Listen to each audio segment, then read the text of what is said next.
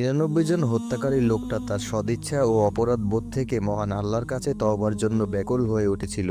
এমনকি যে তাকে এ ব্যাপারে নিরাশ করেছিল তাকেও সে হত্যা করে 100 পূর্ণ করেছিল।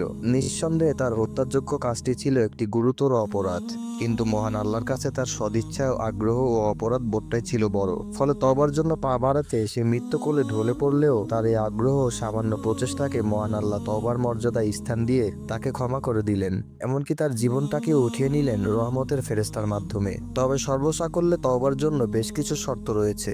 ইমাম নববী রহিমাহুল্লাহ বলেন, আলেমগণ বলতেন, আত-তাওবাতু ওয়াজিবাতুন মিন কুল্লি যানবিন ফাইন কানাতিল মাসিয়াতু বাইনাল আবদি ওয়া বাইনাল্লাহি তাআলা লা তাতাআল্লাকু বিহাক্কি আদামি ফালাহা সালাসাতু শুরুতুন আহাদুহা আন ইউকলিআ আনিল মাসিয়াতি ওয়াস-সানি আন ইয়ানদামা আলা ফি'লিহা ওয়াস-সালিসু আন ইয়াযিমু আল্লা ইয়াউদা ইলাইহা আবাদা ফাইন ফুকিদা আহাদুস সালাসাতি লাম তাসিহহা তাওবাতুহু।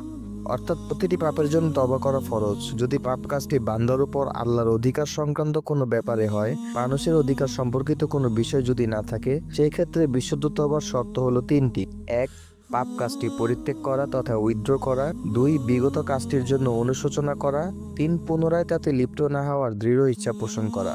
এই 3টি শর্তের কোনো একটি অপূরণীয় রেখে তওবা বিশুদ্ধ হবে না। তিনি আরো বলেন, ওয়া ইন কানাতিল মাসিয়াতু তাতাআল্লাকু বিআদামিয়্যিন ফাশুরুতুহা আরবাআতুন হাযিহি সালাসাতু ওয়া আন ইয়াবরা'a মিন হাক্কি সাহিবিহা।